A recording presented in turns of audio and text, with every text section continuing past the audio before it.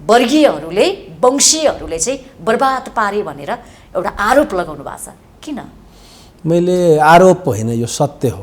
नेपालमा ब्राह्मण वंशको दलतन्त्र अहिले चलिरहेछ। योभन्दा अगाडि शाह वंशको राजतन्त्र थियो। शाह वंशको राजतन्त्रलाई हटायौँ हामीले, लोकतन्त्र ल्याउन भन्यौँ, तर विडम्बना भन्नुपर्छ चिटिङ भयो, धोका भयो र त्यो अन्तर्यमा ब्राह्मण वंशको दलतन्त्र छ। भन्दा जब एउटै पार्टीले त स्थिरता दिन सकेन, 5 वर्ष सरकार दिन सकेन भने 5 पार्टीले कसरी गर्न सक्छ भनेर हामी प्रचण्डजीलाई छोडिदियौँ। जबकि हामी माओवादी धारको मान्छे, हामी त प्रचण्डसँग नजिक हुनुपर्ने हो र हामी भने प्रचण्डजीको खास मान्छे भनेर पनि त्यसरी अब 5 पार्टीले देशमा स्थिरता दिँदैन, एउटा पार्टीले दिन सक्थ्यो। नेकपाले चुप गर्यो। जे भए पनि ओलीजी एक पार्टीले म बनाउँछु, एक्लै लड्छु भनिराख्नु भएको थियो र हामी ओलीजीलाई साथ दियौँ। जब ओलीजी 7 पार्टीसँग गठबन्धन गर्नु हो, नभएकासँग गर्नुभयो, उहाँले त राष्ट्रवादको कुरा गर्नुहुन्थ्यो, उपेन्द्र यादवसँग पुग्नुभयो, राप्रपा र कहाँ गणतन्त्रवादी कम्युनिस्टहरू एक ठाउँमा पुगे भने 5 पार्टीले देशलाई स्थिरता नदिने भएपछि ओलीजीको नेतृत्वको 7 पार्टीले कसरी दिन्छ? कम्युनिस्टहरू एक हुनुपर्छ, वामपन्थीहरू उभिनु पर्यो एक ठाउँमा, नक्कली र सकिलो छुट्याउनु पर्छ। भएर चाहिँ हामीलाई घाटा भयो, टुटेर फुटेर बरु मिलौँ भन्ने खालको कुरा छ नि त देश जनताको लागि। हैन, मिले त राम्रो हुन्छ, तर मिल्न के को लागि मिल्ने? लुन्नको लागि मिल्ने कि गर्नको लागि मिल्ने भन्ने प्रश्न। तपाईँ जानुहुन्न प्रचण्डजीसँग? होइन, केही नियत कस्तो मान्छे हो नि त, यसो हेर्ने हो। मैले प्रचण्डजीको विरोधी होइन, भएको भए जन्युदै लगाइदिन्थ्यो होला हो, तर समस्या के हो भने देश अहिले बर्बाद हुँदैछ। संसदमा छु, 2 पटक संविधान सभा अत्याधिक मतले जिते र पनि मेरो अन्तर्मनले म लगातार संविधान सभाको समितिको सभापति पनि थिएँ, मसौदा समितिमा थिएँ, ताली बजाउनेवाला होइन लेख्नेवालामा थिएँ र मैले राजीनामा दिएँ। मलाई लाग्यो कि यो पापको कर्म हुँदैछ। संविधान निर्माण गर्दै जाँदा मैले जो ज्ञान प्राप्त गरेका थिएँ, जो मेरो अनुभव थियो र मैले जो कमिटमेन्ट गरेका थिएँ, त्यो बेसमा मैले भने म धोका गर्दैन, जनता र देशप्रति म गद्दारी गर्दैन, म यस्ता संविधानको पक्षधर हुन सक्दैन। आज न भोलि जनताको आँख खुल्नेछ र दुनियाँले हामीलाई सैल्युट गर्नेछ, दुनियाँले सम्मान गर्नेछ। अब दिन आउँदैछ, तपाईँ हेर्नुहोला, संविधान निर्माण गर्ने जो कुकर्म गर्ने नेताजीहरूको हिसाब किताब लिने बेला आउँदैछ भने म सत्यको लागि एक्लै भए पनि लड्छु। संविधान सभामा 601 थिए, एकजना प्रभु शाह हो जसले संविधान सभा अध्यक्ष सुभाष माङ यही हुनुहुन्छ कि म यो सबै प्रोसेसको विरोधमा छु, गद्दारी हो चाहिँ धोका हुँदैछ, म यसमा सहभागी हुन सक्दिनँ भनेर होइन। किसिम सिटौला हुनुहुन्थ्यो समिति, मसौदा समिति सभापति, मैले राजीनामा दिएर तपाईँको यस्तो कुकर्मको म भागीदार बन्दैन, म छोडिदिएँ। हाली मुहाली गर्ने, यसको पूजापाठ गर्ने, यसको फाइदा लिने, हामी भन्छौँ यो सिस्टमको कामै छैन, यसलाई उखालेर फालिदिनुपर्छ, जनताको सिस्टम स्थापित गर्नुपर्छ। पार्टीकै नाउँमा ठगैती काम भइरहेछ, पार्टीकै नाउँमा भाग खाने काम भइरहेछ, पार्टीकै हो। त अनि पहाडमा छैन र अहिले तपाईँ 100 झन्डै 200 जति पार्टी छ। तराई मधेसभन्दा त कति गुणा पहाडकै पार्टी छ त। त्यसले यो तराई यो शब्द यो उचित शब्द होइन तपाईँलाई। मधेस र पहाडको तुलनामा पहाडमै बढी पार्टी छ। सिधा कुरा के हो भने दलका नेताहरू बिदाय लिनुपर्छ, यो सिस्टम बदल्नुपर्छ, जनताको शासन स्थापित गर्नुपर्छ, अनि मात्र देशको भविष्य हुन्छ।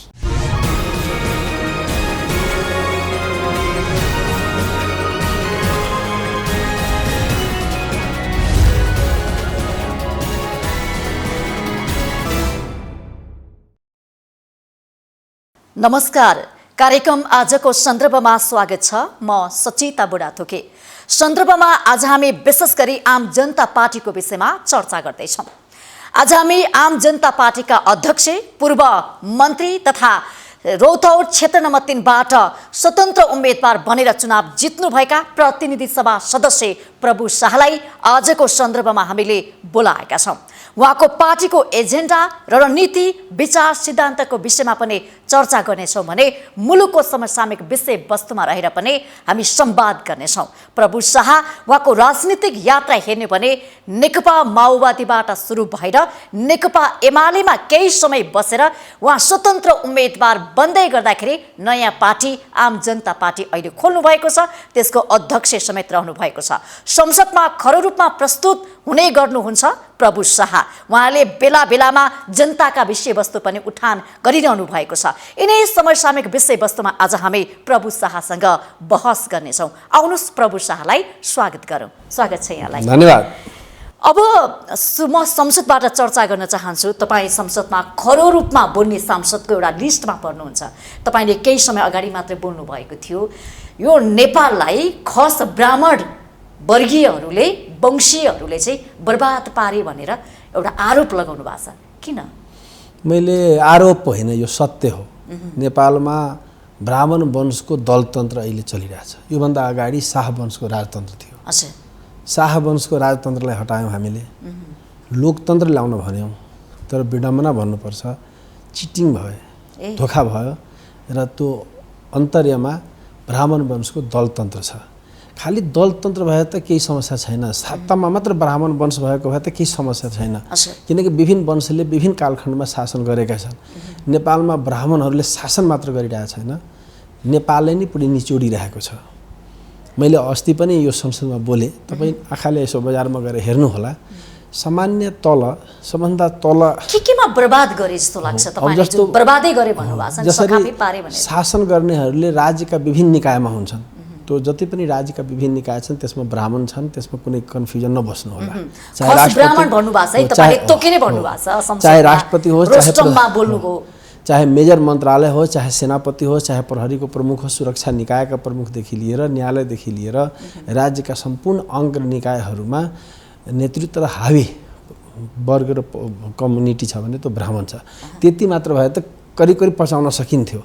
अहिले त सम्पूर्ण क्षेत्र नै ब्राह्मणको हातमा छ, यतिसम्म कि टोयलेट सफा गर्ने पेसा गरेर जो हिजो बस्थ्यो, हाम्रो मधेसतिर हलखोर भन्थ्यो, जसको काम टोयलेट सफा गर्ने थियो, आज नेपालमा सबभन्दा ठुलो कुनै कम्पनी छ यो सरसफाइ गर्ने र टोयलेट सफा गर्ने, त्यो पनि ब्राह्मणको छ।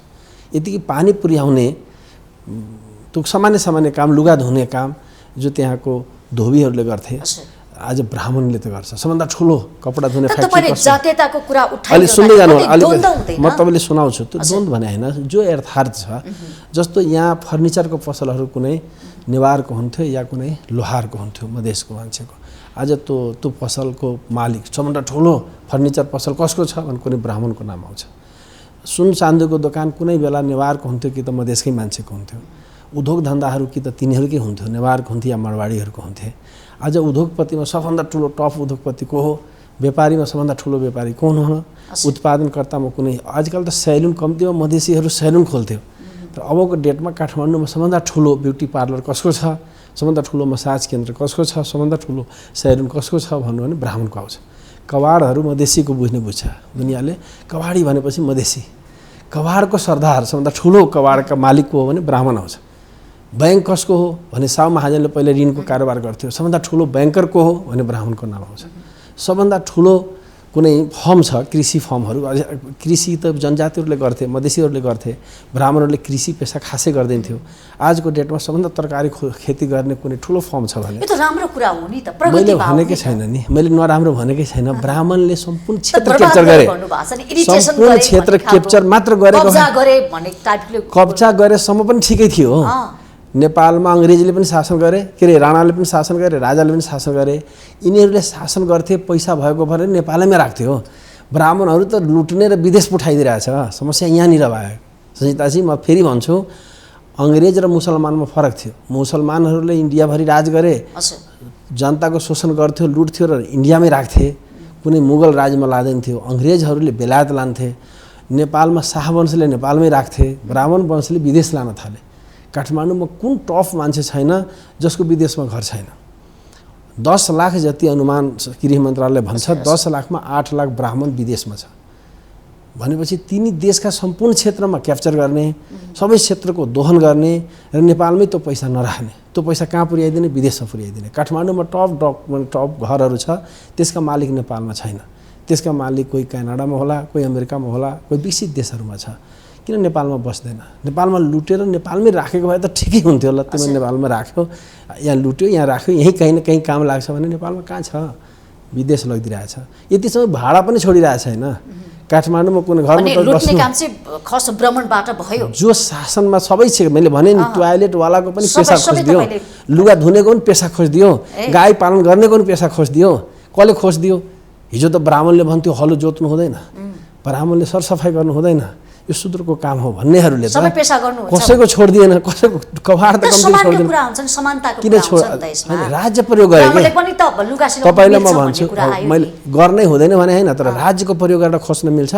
कम्तीमा फर्निचरमा त सिपमा त अगाडि नेवारै थिए होला, मधेसकै मान्छेहरू थिए, जनजाति नै थिए, तर ब्राह्मणहरू त सिफ्ट थिएन, तर किन खोसे? गाई पालन भने गर्ने अधिकार खोसे जसको पूर्वजदेखि गाई पालन गर्नेसँग सिप थियो कि जसले कहिले पनि गाई हेरेका थिएन त्यससँग सिप थियो। तरकारी खेती गरेर वर्ष पुस्ताउनु बिताएसँग त क्या तरकारी खेतीको ज्ञान थिए कि ब्राह्मणसँग थियो भनेर सोच्न जरुरी छ। लुगा धुनै हुँदैन ब्राह्मणले भनेकै हैन। कुन क्षेत्र छ जहाँ ब्राह्मण छैन त्यो भन्नुस् न मलाई। कुन क्षेत्र छैन जहाँ टाउकोमा ब्राह्मण छैन? राज्यमा त छँदै छ, राज्यको राष्ट्रपतिदेखि लिएर तल छँदै छ। पेसा व्यवसायमा क्षेत्रमा यतिसम्म कि होटल चलाउने ब्राह्मणको काम थिएन, तर होटल मालिक नेपालको सबभन्दा होटल कसो छ, सबभन्दा ठुलो कलेज कसो छ, सबभन्दा ठुलो हस्पिटल कसो छ? सकारात्मक रूपमा पनि लिन सकिन्न हैन। सकारात्मक रूपमा लिन सकिन्थ्यो कुन अर्थमा भने त्यो पैसा नेपालमै बसेको भए, ती क्षेत्रबाट ल्याएको पैसा नेपालमै बसेको भए सम्म पचाउन सकिन्थ्यो। नेपालबाट लुटेर बाहिर जानेलाई के भन्ने मैले? त्यसलाई झन् अब उसलाई नागरिकता पनि चाहियो रे, किनकि भएका बेचेर लानलाई। त्यो जग्गा यहाँ अड्कियो नि। अब अमेरिकन नागरिकता लिदिएपछि त नेपाली सम्पत्ति रोकियो, बेच्न पाइरहेको छैन, खालि भाडा मात्र उठाएर लानु पाइरहेछ। चल सम्पत्ति मात्र लान पाएको छैन, अचल लान पाएको छैन। तब त्यसलाई बेचबिखन गरेर नागरिकता पनि दिइदिनु पर्यो भनेर संविधानमै सम्बोधन गरायो भनेपछि कुन हदसम्म पुगिरहेछ यो वंश भनेर देखाउँछ। त्यसैले यसले कुनै ब्राह्मण जो यस्ता पेसामा छैन, यस्ता काम गर्दैन, त्यो पनि सोच्नुपर्ने बेला। मैले जो सबै ब्राह्मण भने हैन, ब्राह्मण वंश भनेपछि राजवंश भनेपछि शाह वंश भनेपछि सबै शासन गरे भने हैन, तर त्यसका जो मुठीभर मान्छेले शासन गरिरहेछ र सबै क्षेत्रको हत्याएर बसिरहेछ र देशलाई बर्बाद पारिरहेछ, जवाब त दिनुपर्ने होला नि। राजतन्त्रको अभिव्यक्तिले जाति द्वन्द्व मुठभेड सिर्जना हुँदैन? तपाईले हैन, मैले छुट्याएर बोल्नु भएको छ नि त। हैन, मैले भनिरहेको छु खर्स ब्राह्मण जाति भएकै यही हो त नि। जस्तो तपाईले हामी भन्यो समावेशी न्याय गर्छौँ, समावेशी न्याय गर्छौँ भन्यो, समानुपातिक प्रावधान ल्यायौँ। नेपालमा शासकलाई त मान्छ नि ब्राह्मण भनेको उच्च वर्ग हो भने त दुनियाँले स्वीकार छ। त माथिको लागि आरक्षणको व्यवस्था भने जायज हो? ब्राह्मणलाई आरक्षणको व्यवस्था दुनियाँमा सुन्यो भने मान्छेले हाँस्दैन? स्वर्गको मान्छे मरिसकेको मान्छे नि हाँस्छ। ब्राह्मणलाई पनि नेपालमा आरक्षणको व्यवस्था गरेको छ, समानुपातिक व्यवस्था गरेको छ भने ब्राह्मणलाई त भयो समानुपातिक। जनजातिहरूलाई समानुपातिक जनजातिको पक्षमा छ। सबै पार्टीको प्रमुख भनेको ब्राह्मण छ। उसको विश्वासिलो मान्छे दलितबाट पर्छ। दलितबाट तपाईँ कुनै उदाहरणमा भन्छु, नियम बनाएकै उहाँहरूले हैन। अब यसको समीक्षा गर्ने बेला आयो त मैले त्यही त भनिरहेको छु। तपाईँ त संसद भएर पुग्नु भएको छ नि। संसद त्यही त, जसले यो संसद पनि के संसद हो? तपाईँले संसदतिर ल्याउनु भयो। संसद भनेको हिजोको पञ्चायत भनेको राजाको भरदारी सभा थियो भने अहिलेको संसद भनेको दलका नेताको भरदारी सभा हो। त्यो संसदमा ताली बजाउने र यसो गर्ने बाहेक के गर्न सक्छ? सिर्फ बोल्नुस्, भाषण गर्नु, तपाईँ जस्ता केही मिडियाले त्यहाँ प्रसारण गरिदिन्छ, यो बाहेक केही अथोरिटी छैन। केही फुल स्टफ हुँदैन, केही कहाँ छ त? सुन्नुहोस्, कुनै सांसद संसद तपाईँले बोलेको सम्बोधन हुन्छ? संसदको सर्वोच्चता लोकतन्त्रमा हुन्छ। नेपालमा संसदै छैन, दलको कठपुतली छ, दलको भरदारी सभा छ, त्यहाँ भएको केही हुने नै वाला छैन भने मैले त बनाएन। बनाउनेलाई तपाईँले सोध्ने बेला आइसक्यो। म भन्छु जसले यो संविधान बनायो, जो व्यवस्था खडा गर्यो, त्यसलाई उभ्याउने बेला आइसक्यो। अब जनताले त्यसमा सोध्ने बेला आइसक्यो। अब म भन्छु नेपाली जनताको जो लेभल थियो हिजो पञ्चायतकालमा संसदीय 46 साल पछिको संसदीय राजतन्त्रात्मक संसदीय व्यवस्थामा र यसपछिको प्रगति छ कि अधोन्नति छ भन्ने देखाउन जरुरी छ। र म भन्छु बर्बाद भयो। अब बर्बाद भइसकेपछि यसको जवाबदेही कोही खडा हुनुपर्छ पर्दैन? मैले भनिरहेको छु यो व्यवस्था गलत भयो। संसदलाई दुरुपयोग गरिएको छ। त्यसो भए संसद भनेको संसदै छैन, लोकतन्त्रै छैन भनेपछि कति छिटो संसदै छैन? के नेपालमा लोकतन्त्र लाग्छ तपाईँलाई? अहिले कोही नेताहरूले भन्छ कि उपलब्धिको रक्षा गर्नुहोस्। उपलब्धि केलाई भन्छ? प्रगतिलाई उपलब्धि भन्छ, सफलतालाई उपलब्धि भन्छ, विफलतालाई उपलब्धि भन्दैन, अधोगतिलाई उपलब्धि, बर्बादलाई उपलब्धि भन्दैन। एउटा अन्डा तपाईँ हेर्नुहुन्छ, अन्डालाई बच्चा बन्यो भने त्यो प्रगति भयो। अन्डा यदि गन्डा भयो भने बिग्रियो भने त्यसलाई बिग्रेको भन्छ के? न अन्डा रह्यो न बच्चा भयो, के भयो? बिग्रियो। अहिले देशमा जो व्यवस्था छ त्यो गन्डा हो। न लोकतन्त्र छ, न संघीयता छ, न समानुपातिक छ भने मलाई देखाइदिनुहोस्। म एउटा मात्र भनिदिन्छु। लोकतन्त्र भएको भए जनता मालिक हुन्थ्यो। जनता मालिक होइन, दलका नेता र आसेपासे मात्र मालिक छन्। दलतन्त्र हो नेपालमा। समावेशी भनेपछि तपाईँ मैले भनिहालेँ। समावेशी कस्तो समावेशी छ भने हेर्दा त मुस्लिमकै सांसद आएको छ, हेर्दा दलितकै आएको छ, तर त्यो दलितको होइन, नेताजीको विश्वासिलो मान्छे। यदि तपाईँ काङ्ग्रेसमा हुनुहुन्छ र एमालेमा हुनुहुन्छ र माओवादीमा हुनुहुन्छ भने केपीजीको विश्वासिलो भएन भने त समानुपातिक पर्दैन। देउवाजीको विश्वासिलो या नेताजीहरूको विश्वासिलो छैन भने त पर्दैन। जति सुरु दलितको मान्छे कहाँ पर्छ? नेताजीको मान्छे पर्छ, दलित अनुहार मात्र भएको। त त्यो त्यसरी छानी टिकट पाए समानुपातिकमा परे समानुपातिकमा नेताजीको पकेटको मान्छे पर्छ, दलितको मान्छे होइन। दलितको ब्राह्मणको गुणगान गर्ने, ती नेताजीको गुणगान गर्ने मान्छे पर्छ। त्यसैले यो लोकतन्त्र पनि होइन, समावेशी पनि होइन, संघीयता त हुँदै होइन। संघीयता भनेको अधिकार पनि हो, पहिचान पनि हो। अहिलेको देशमा प्रदेशसँग कुनै अधिकार छैन। राजस्व जसँग पैसा र बन्दुक राज्यको मूल विशेषता हुन्छन्। तपाईको राजनीतिक अनुभवले यो देखायो, त्यसो दर्शायो हैन। जहाँको पनि संघीयता राज्य भनेको बन्दुक र पैसाले चल्छ, यति त बुझ्नुहुन्छ। प्रदेशसँग न राजस्वको अधिकार छ न सेक्युरिटीको अधिकार छ भनेपछि प्रदेश त खाली छ। अर्को प्राकृतिक साधन स्रोत जो सामान्य आम्दानी आउन सक्थ्यो त्यो स्थानीय तहलाई छ। प्राकृतिक साधन स्रोतको अधिकार स्थानीय तहलाई दिने, राजस्व र सेक्युरिटीको अधिकार केन्द्रलाई दिने भनेपछि पहिचान के अरे प्रदेश त अधिकारविहीन भयो। प्रदेशमा अधिकारै छैन, अधिकार भएको केन्द्र र स्थानीयमा छ। अर्को पहिचानको विखण्डन गरिदिएको छ, बिगाडिदिएको स्थिति छ, पहिचानविहीन छ। अब मानौ मधेस प्रदेश हिजो निराशाजनक कुरा गरिरहनु भएको छ, विकृतिका कुरा, दलहरूमा विकृतिका कुराहरू, विनाशका कुरा गरिरहनु भएको छ। अनि देशै बर्बाद भएको तपाईँ हेरिराख्नु भएको छैन। आजकाल तपाईँ जहाँ बसिराख्नु भएको छ, सबैको बच्चा होला गाउँघरमा, टोलामा, आफ्नै घरको, उसँग सोध्नुहोस् तिमी नेपाल पढ्न चाहन्छौ, विदेश पढ्न चाहन्छौ? जो एउटा देशको कर्णधार नेपालमा भविष्य देख्दैन, देशको कर्णधारले नेपालमा भविष्य देख्दैन, तपाईँ जस्तो सांसदले जनप्रतिनिधिले जवाब बनाइदिने हो नि त। मैले तपाईले भन्छु नेपालमा एउटा युवा विद्यार्थी जसले पढ्न खोजिरहेछ त्यसले भविष्य देख्दैन। यदि तपाईको गाउँमा कोही डाक्टर पढेर आए, एकदम बोनाफाइड डाक्टर, इन्जिनियर, आइटी अफसर, उसलाई भन्नुहोस् तिमी जागिर नेपालमा गर्छौ कि अमेरिकामा गर्छौ, बोनाफाइड मान्छे त नेपालमा भविष्य देख्दैन। पढ्ने युवा नेपालमा भविष्य देख्दैन, कामदार नेपालमा भविष्य देख्दैन। व्यापारीहरू, पुँजीपतिहरू सबै विदेश भाग्न खोजिरहेछ, लाखौँ रुपियाँ दिएर विदेश पलायन भइरहेछ भने यो नेतासँग हिसाब बन्नुपर्छ। मुलुकको वास्तविक यथार्थ परिस्थिति हैन आजको यो के अवस्था छ भने त्यो अवस्थाको कुरा गरेर निराशाको कुरा हुन्छ। बदल्नलाई त्यो अवस्थाबाट भाग्नु हुँदैन। त्यो अवस्था जे छ त्यो बताउन सक्नु पर्यो, सुधार्न सक्नु। हामी भन्छौँ, प्रभु शाहले भनिरहेछ कि हामी भाग्दैनौँ, बदल्छौँ। कोही नेताहरू छ जो नेताहरू टप लेभलमा बसिरहेछ, उसको छोराछोरी कहाँ छ चेक गर्नुहोस्।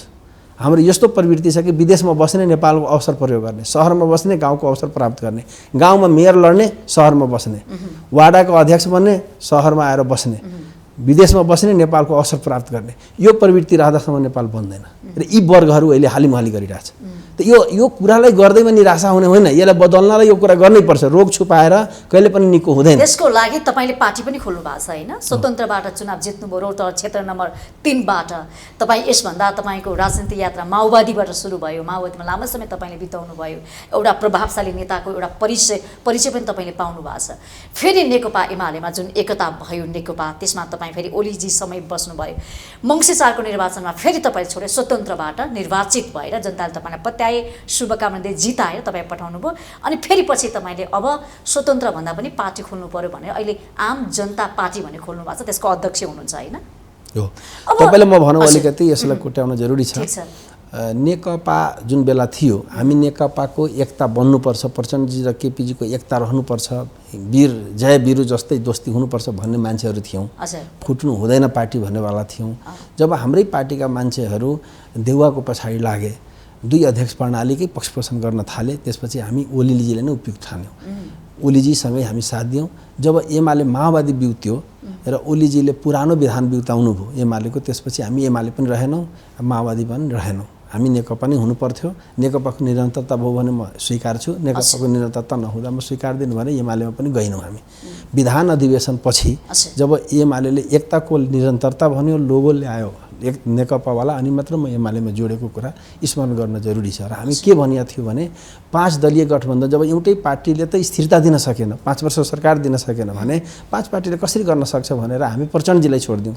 जबकि हामी माओवादी धारको मान्छे, हामी त प्रचण्डसँग नजिक हुनुपर्ने हो र हामी भने प्रचण्डजीको खास मान्छे भनेर पनि त्यसरी अब 5 पार्टीले देशमा स्थिरता दिँदैन, एउटा पार्टीले दिन सक्थ्यो। नेकपाले चुक गर्यो। जे भए पनि ओलीजी एक पार्टीले म बनाउँछु, एक्लै लड्छु भनिराख्नु भएको थियो र हामी ओलीजीलाई साथ दियौँ। जब ओलीजी 7 पार्टीसँग गठबन्धन गर्नु हो, नभएकासँग गर्नुभयो, उहाँले त राष्ट्रवादको कुरा गर्नुहुन्थ्यो, उपेन्द्र यादवसँग पुग्नुभयो, राप्रपा र कहाँ गणतन्त्रवादी कम्युनिस्टहरू एक ठाउँमा पुगे भने 5 पार्टीले देशलाई स्थिरता नदिने भएपछि ओलीजीको नेतृत्वको 7 पार्टीले कसरी दिन्छ भन्ने मलाई लाग्यो कि अब देशमा यो गठबन्धनको पोलिटिक्स भनेको अस्थिरताको एउटा ठुलो भागबन्डा गरेर लुटेर खाऊ भन्ने जो लाइन हो, यसबाट हामी अलग हुनुपर्छ भनेर यो गठबन्धनको पोलिटिक्सबाट अलग हुनलाई मैले स्वतन्त्र भइदिएको। कतै तपाईँ टिकट नदिने भइसकेपछि तपाईँ अलगिनु भयो? टिकट त मसँगै थियो, मेरो पकेटमै थियो।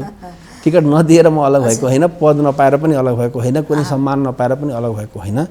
कुरा खालि देशको स्थिरताको थियो, नैतिक पोलिटिक्सको थियो। जब अनैतिक बाटो हिँडेपछि देशलाई अस्थिरतामा लगेर झाक्दिने र स्वार्थ पुरा गर्ने, तपाईले प्रचण्डलाई पनि छोड्नुभयो अनि ओलीजीलाई पनि छोड्नुभयो। छोडेर मैले किन यो देश अब बदल्नुपर्छ, यो सिस्टम उहाँप्रति किन मैले भने अहिले भनिरहेको छु कि देशमा लोकतन्त्र छैन, दलतन्त्र छ। नेता र नेताको आसेपासेले राज गरिरहेछ।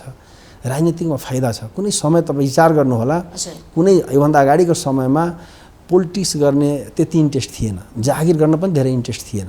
मान्छेले पैसा कमाउनलाई व्यवसाय गर्थ्यो, व्यापार गर्थ्यो, खेतीपाती गर्थ्यो। धनीमनी मान्छेले नोकरी गर्न जाँदैन्थ्यो। किन जाने नोकरी गर्न भन्थ्यो? किन नोकरीमा फाइदा थिएन, अरू क्षेत्रमा फाइदा थियो। आजको डेटमा तपाईँको छिमेकमा आफ्नै घरमा कोही एउटा उपसचिव होस् या कुनै सुरक्षा निकायको एउटा अफसर होस्, त्यो र एउटा कुनै पसले होस्, पसले भन्दा राम्रो हालत त उसको छ। कुनै पसल जो नेताको अगाडि पछाडि गरिरहेछ, राज्यको राजस्व छलीमा लागेको छ, उसको तरक्की र एउटा राम्रो व्यापार गर्नेको तरक्की तपाईँ हेर्नुहुन्छ भने आकाश पाताल फरक छ। दयनीय हालत छ ओरिजिनल व्यापारीको, डुप्लिकेट व्यापारीहरू भनेपछि राज्यको चरित्र अहिले लुटकारी भयो। किन यस्ता नेताहरू अगाडि बढाइ पछाडि आए भनेपछि यसलाई सुधार्नलाई कोही न कोही त कहीँबाट सुरु गर्नु पर्थ्यो। मलाई लाग्यो कि यो नेताजीहरू सुधार्दैन, माओवाद लेनिनवादको त्यो विचार पथमा सुधार्दैन। सुधार्नलाई हामी आफै केही रिस्क लिनुपर्छ भनेर हामी आम जनताको बलमा। तपाईले आफ्नो स्वार्थ नपाइसकेपछि तपाईँ निक्लिनु भएको होइन? त्यसो भए तपाईँले कहीँ लाग्छ प्रभु शाहले टिकट पाएकै थियो, प्रभु शाहले थाई कमिटी पाएकै थियो, प्रभु शाहले भूमिका पाएकै थियो, मैले भनेको टिकट पाएकै थियो, टिकट पनि मेरो पकेटमै थिए भने किन छोडिदिन्छ त मान्छेले?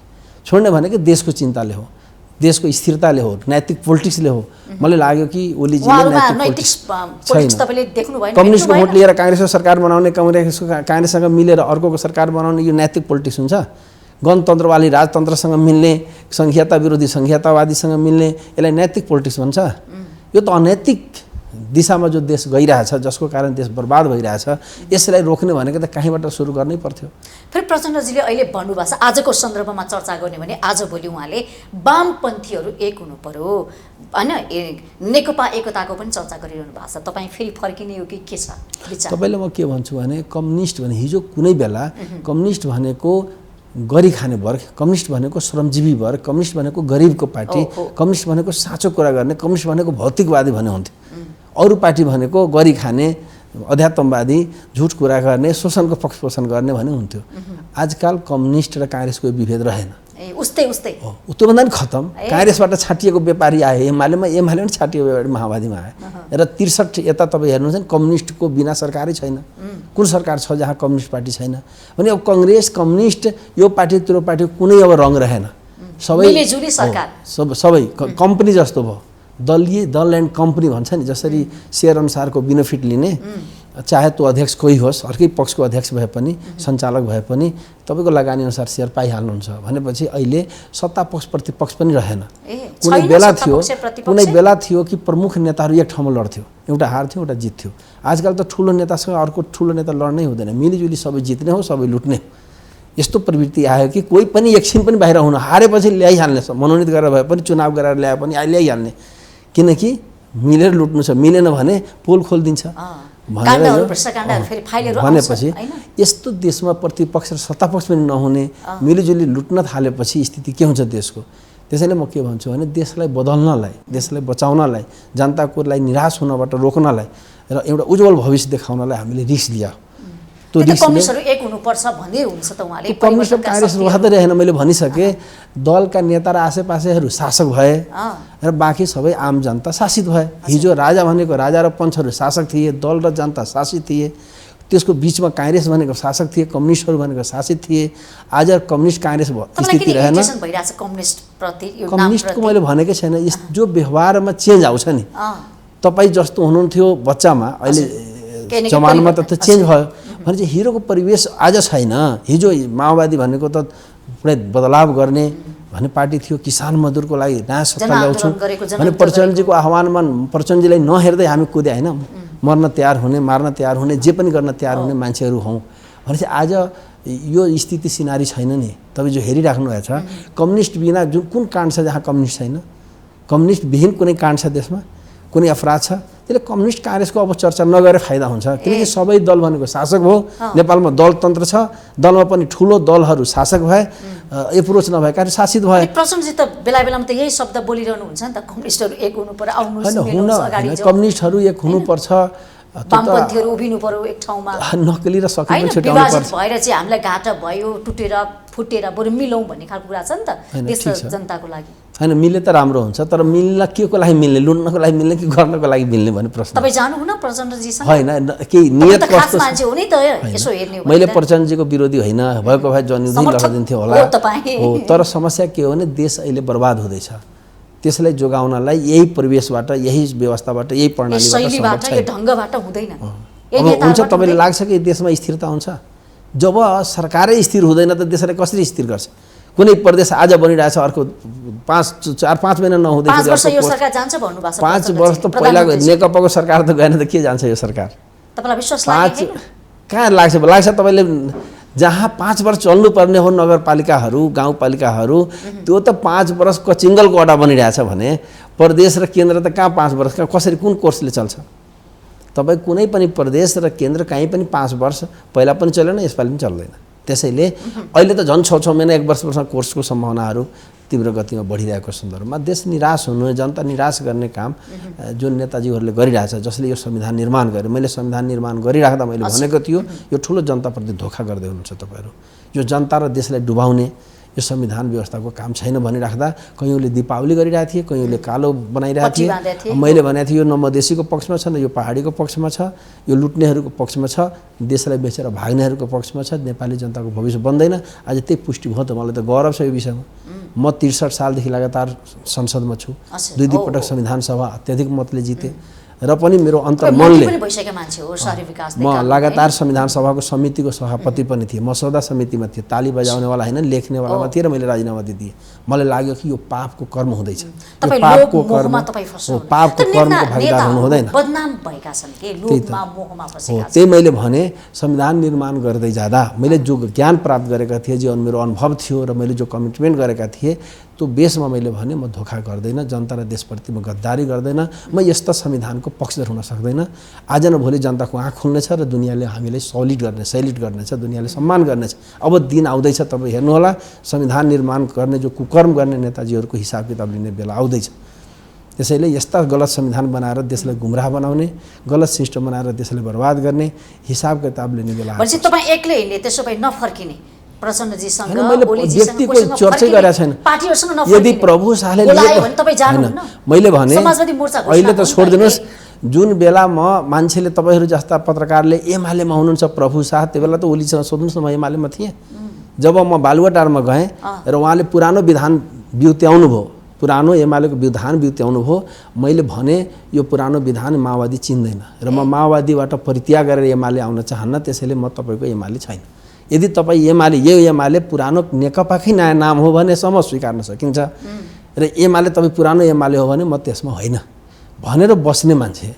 प्रचण्डजी जस्ता पार्टीका नेता शेरबहादुर देउवासँग जाँदा, माधव नेपाल उहाँ 2 अध्यक्ष प्रणाली मान्दा प्रभुशाह त्यो बैठकबाट निस्केको मान्छे हो प्रभुशाह भने म सत्यको लागि एक्लै भए पनि लड्छु। संविधान सभामा 601 थिए, एकजना प्रभुशाह हो जसले संविधान सभा अध्यक्ष सुभाष चन्द्र यहीँ हुनुहुन्छ कि म यो सबै प्रोसेसको विरोधमा छु, गद्दारी हो चाहिँ धोका हुँदैछ, म यसमा सहभागी हुन सक्दिनँ भनेर होइन। किसिम सिटौला हुनुहुन्थ्यो समिति, मसौदा समितिको सभापति, मैले राजीनामा दिएर तपाईँको यस्तो कुकर्मको म भागीदार बन्दैन, म छोडिदिएँ भनेर हिँड्ने मान्छे।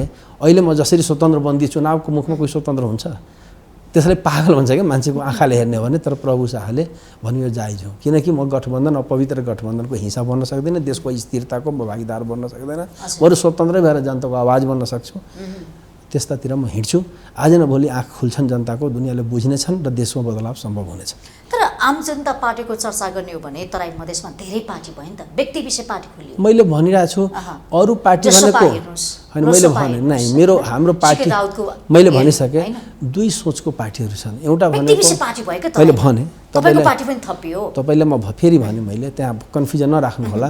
एउटा पार्टी भनेको चुनावमा भाग लिने, सिट पुर्याउने, अनि सरकार चलाउने। सत्तामा किनकि सत्तामा नगइकन त पैसा हुँदैन, पैसा नभएपछि सिट जित्नुहुन्न, अनि सिट नजितेर फेरि सरकार बनाउनुहुन्न, किन मेजोरिटी चुराउनै पर्छ। पार्टीमा राज गर्न पनि मेजोरिटी चाहिन्छ, देशमा राज गर्न पनि मेजोरिटी चाहिन्छ। यो गर्न पैसा चाहिन्छ, सत्ता चाहिन्छ, अनि यो खेललाई अन्त गर्न पनि त पार्टी चाहिन्छ होला नि।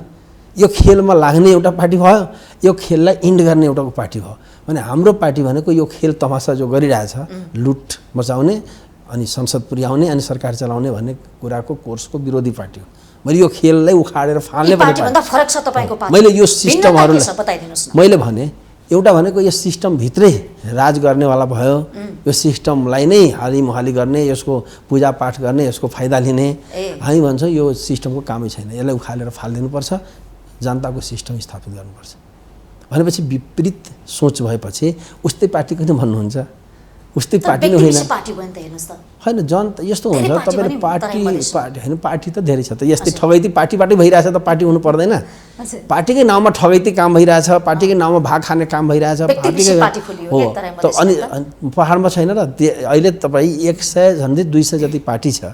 तराई मधेसभन्दा त कति गुणा पहाडकै पार्टी छ त। त्यसले यो तराई यो शब्द न यो उचित शब्द होइन तपाईँलाई।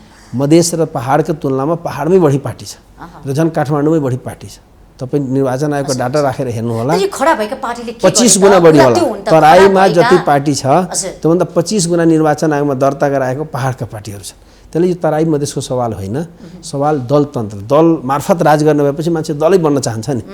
नेता भएपछि भैलु अर्कै हुन्छ भने नेता बन्न चाहन्छ, नेता भएपछि होइन संसदको भैलु नेताजीको हो। एमालेको सांसद भन्दा एमालेको नेताको भैलु छ नि, काङ्ग्रेसमा सांसद भन्दा काङ्ग्रेसको नेताको भैलु छ नि। काङ्ग्रेसमा दुई किसिम ढङ्गको काङ्ग्रेस भयो, एउटा भनेको खास काङ्ग्रेस भयो जसले नेतृत्व गरिरहेछ, नेताको आसेपासे छ। एउटा आम काङ्ग्रेस भयो, खालि उसको सहयोग गर्ने हो, पाउने केही पनि होइन। एमाले पनि त्यस्तो मान्छेहरू छ। ओलीजी वरिपरिका मान्छेहरू खास भयो, जो एमालेले दिनदिनै एमालेको लागि लड्छ र केही पाउँदैन, त्यो खास होइन, आम हो। त्यसलाई आमवाला मान्छे त जहाँ पनि छ, पार्टीभित्र पनि आम छ, पार्टीभित्रै खास छ, राज्यभित्र पनि मन्त्रीभित्र पनि तपाईँ हेर्नु होला। कोही मन्त्री भनेको प्रधानमन्त्रीको अथोरिटीमा बोल्छन्, कोही मन्त्री बोलेको सबैले सुन्छन्, कोही मन्त्री तराईको पार्टी चाहिँ को हो त त्यसो भए? तराईको कुरै होइन अहिले तपाईँ हामी तराईतिर पहाडतिरको कुरा गर्ने होइन। तै पनि यसो लेखाजोखा त्यसरी तराई र पहाडमा मैले गर्दिनँ। मैले नेपाललाई सेन्टरमा प्रतिनिधित्व गर्नुहुन्छ, यसैले पहाड मधेसलाई हेरेर त्यो उचित छैन। त्यसैले म के भन्छु भने मधेस पहाड भनेर कोही पनि पार्टीले त भनेको छैन। तपाईँ हामीले जबरजस्ती बनाइदिन्छौँ मधेसको पार्टी, नभने फेस भयो कि मधेसी भइहाल्ने, ब्राह्मणको फेस राष्ट्रिय पार्टी भइहाल्छ, मधेसीको फेरि क्षेत्रीय पार्टी भइहाल्छ। त्यो नाइ त्यसरी नगर्नुहोस्। त्यो अरू पार्टी भनेको क्षेत्रीयबाटै जन्मेको हो। जसरी उपेन्द्रजी भनेको मधेसी जनअधिकार फोरम बनाएर ल्याउनु भयो, मोहन ठाकुर भनेको लोसपा बनाएर ल्याउनु भयो, सीके रावजी भनेर पृथक मधेस बनाएर ल्याउनु भयो। त्यो तीनटा पार्टीले तपाईँ मधेसवादी भन्न सक्नुहुन्छ। त्यो कुनै पार्टी, म मात्र होइन कि अरू कुनै पार्टी जसले आफूलाई मधेसको मात्र भनेनन्, ती सबै राष्ट्रवादी पार्टी हुन्, राष्ट्रव्यापी पार्टी हुन्। त्यसैले विचारको आधारमा यो वाद फिराउने हो, फेसको आधारमा होइन। अब त्यसो भए ब्राह्मणहरूलाई हामी ब्राह्मणको पार्टी पनि भन्न सक्छौँ। त्यसैले यो ब्राह्मणको फेसले मैले ब्राह्मण भर्न मिल्दैन। विचारको आधारमा, व्यवहारको आधारमा मैले जो ब्राह्मण वंश भने, हिजो राजशाहीमा शाह वंशकोमा के सबै शाहले राज गर्थ्यो र, तर पनि शाह वंशको राजतन्त्र भन्थ्यो नि। पृथ्वीनारायण शाह शाह वंशको राजतन्त्र स्थापित गरे, उसकै छोरा राज भइरहेको थियो। अहिले ब्राह्मण वंशको शासन छ, मैले भने खालि शासनै छैन, पुरै लुटको दोहन गरिरहेछ र विदेश पुर्याइरहेछ। अङ्ग्रेजभन्दा बढी अनुपातमा नेपालको पैसा विदेश गइरहेछ। जुन स्केलमा इन्डियाको पैसा बेलायत जाँदै थियो, त्योभन्दा कयौँ गुणा बढी अनुपातमा नेपालको पैसा विदेश गइरहेछ। यो तथ्यले भन्छ, मैले भन्दैन। र यसको पक्षपोषण कसले गरिरहेछ? यो शासन सत्तामा बस्नेहरू। एकचोटि सुन्नुभएको छ कहिले पनि हुन्डी कारोबारी समातियो? विदेशमा मलेसियामा फ्याक्ट्रीमा पुग्छन्, त्यहाँ समातियो भने 5 मिनेट छुट्छ त हुन्डी कारोबारमा। यहाँ त त्यो पनि तपाईलाई म भन्छु, मलेसियामा एउटा बच्चा गयो कामदारको रूपमा, त्यो फ्याक्ट्रीसम्म पुग्छ कि तेरो पैसा तेरो घरमा पठाइदिन्छु, पत्ता लगाउँछ त्यो फ्याक्ट्रीमा, उसको पैसा लिन्छ र उसको बुवा कहाँ उसको पैसा पठाइदिन्छ। सरकारलाई थाहा हुँदैन। एउटा दुईटा होइन, लाखौँ विदेशमा जो कमदारहरू छ त्यसको पैसा विदेशमै बस्दिन्छ र उसको घरमा हुन्डीबाट पैसा जान्छ। भनेपछि यति ठुलो स्केलमा जो पैसा विदेश गइरहेछ, खुल्याम गइरहेछ। चरम विकृति, भ्रष्टाचार, अनियमितता, कालो बजारी देख्नु भएको छ है मुलुकमा। छ भइरहेकै यही हो। देखा छैन। देश त कम तपाईँ पनि एउटा स्वच्छ पत्रकारले कसैको गुणगान नगरेर जस्ताको तस्तै भन्नु भने यस्ता त्यही भनिरहेका छौँ।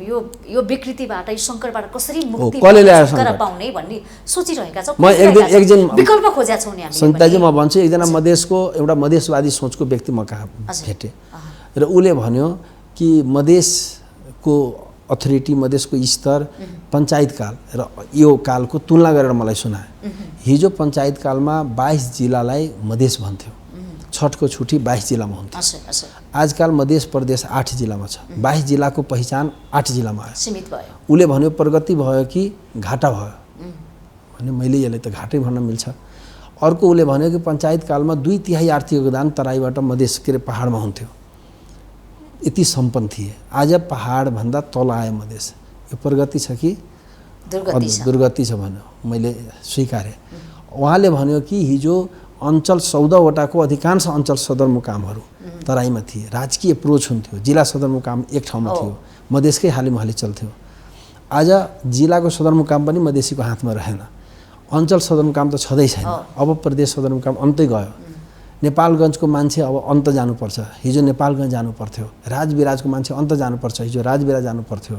भनेपछि उसले तथा राखेर भन्यो कि यसलाई मधेसको प्रगति भन्छ, मधेसको सफलता भन्छ कि मधेसप्रति धोका भन्छ।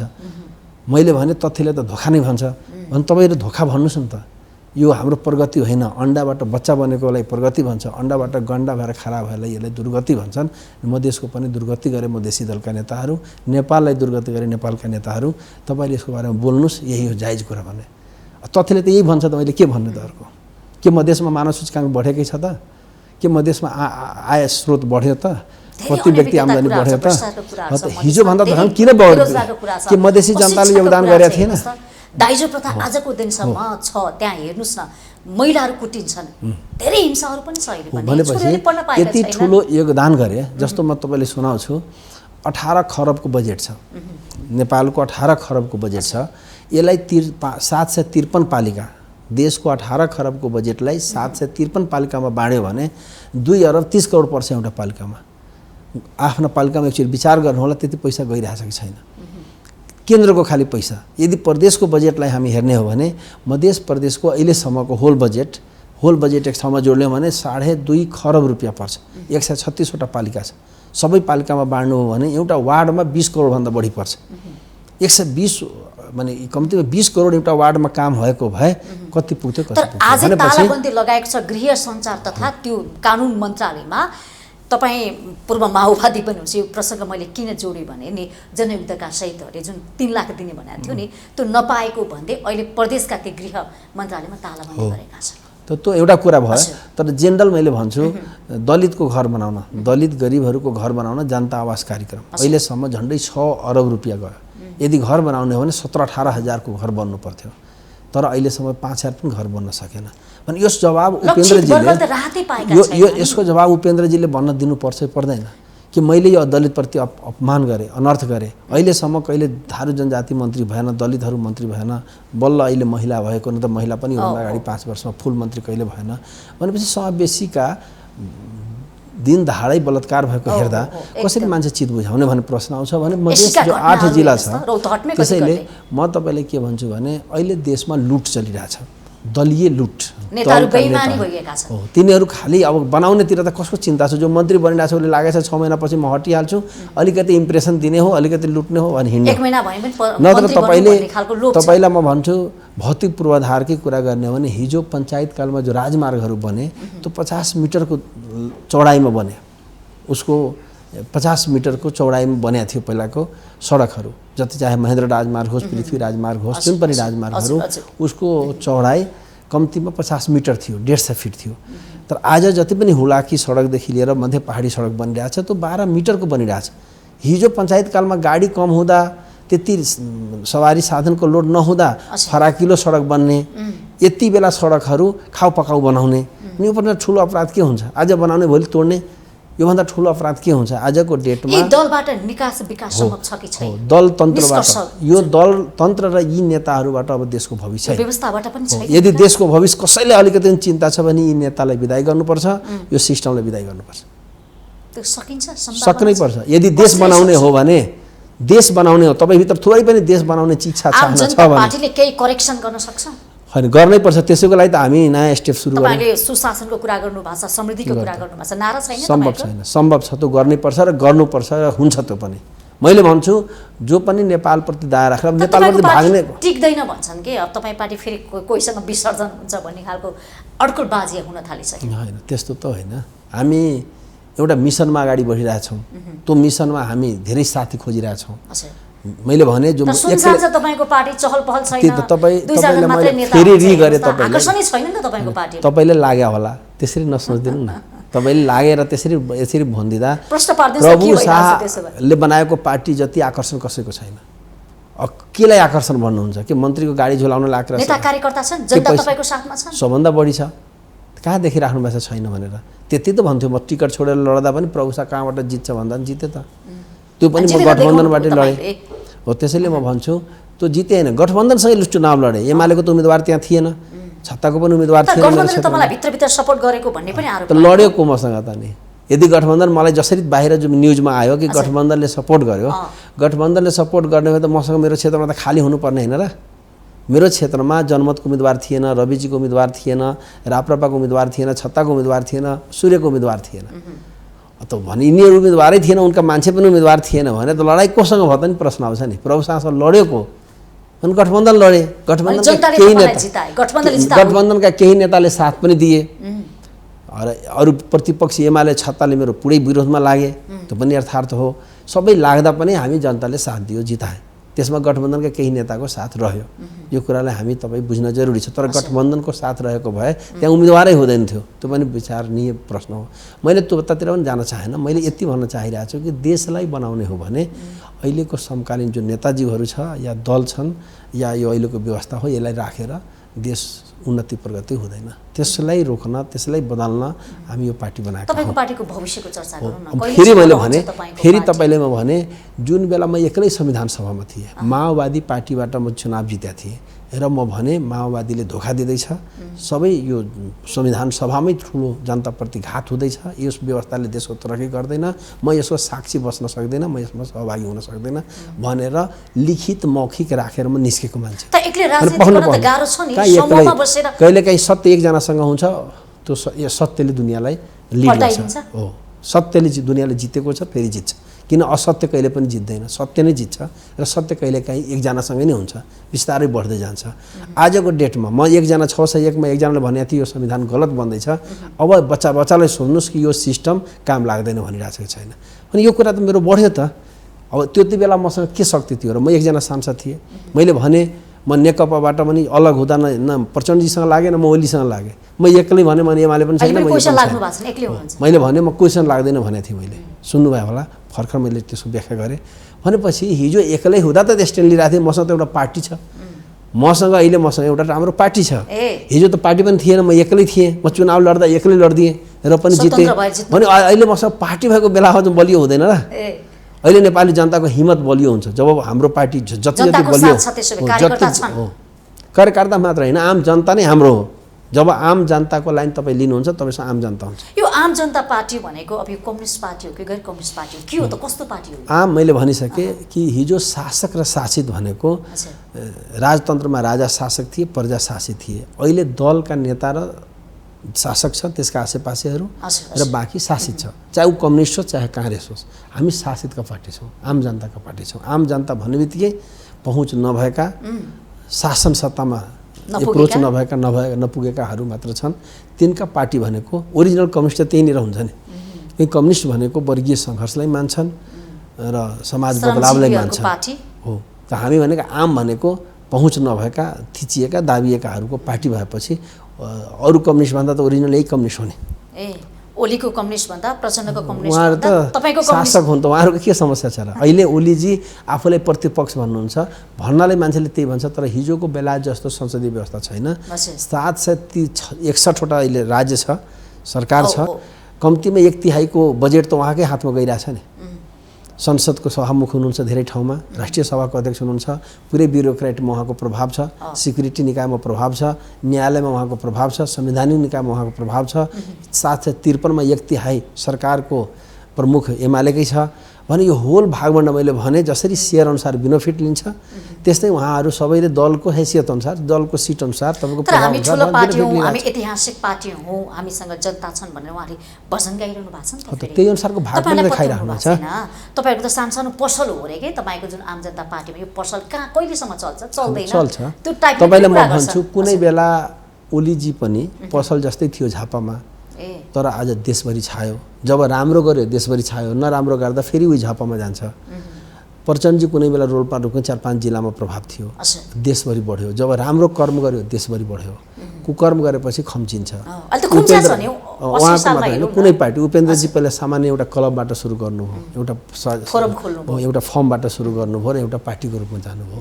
राम्रो काम गर्दा बढ्नुहुन्छ, नराम्रो काम गर्दा घट्नुहुन्छ। प्रभु शाहले राम्रो कर्म गर्छ फैलिहाल्छ, नराम्रो काम गरे सिद्धिहाल्छ। भनेपछि हामी केही कर्नलाई आएका हौँ। सङ्ख्याले कति प्रभाव छ अहिलेसम्म सबै पार्टी त पार्टी बनाएर चुनाव लड्छ, म त चुनाव जितेर पार्टी बनाएँ नि। यो त आफै विशेष हो। अरू पार्टी अवसर नपाएर स्वतन्त्र हुन्छ, मैले टिकट छोडेर स्वतन्त्र भएँ। कोही मान्छे पद नपाएर पार्टी छोड्छ, मैले पद पाइ पार्टी छोडेँ। अनि अरूभन्दा पृथक रूपमा केही त फरक होला नि।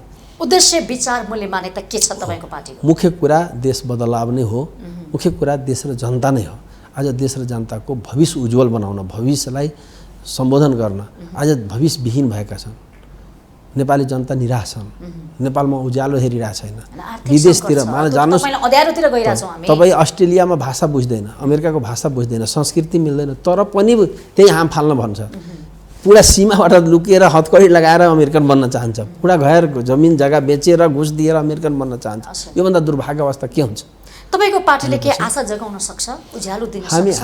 हामी भनेको छौँ गतिविधिलाई चलाउन। तपाईलाई म के भन्छु भने रौतहट जिल्ला दुईटा विकल्प रूपमा स्थापित हुन्छ तपाईको पार्टी।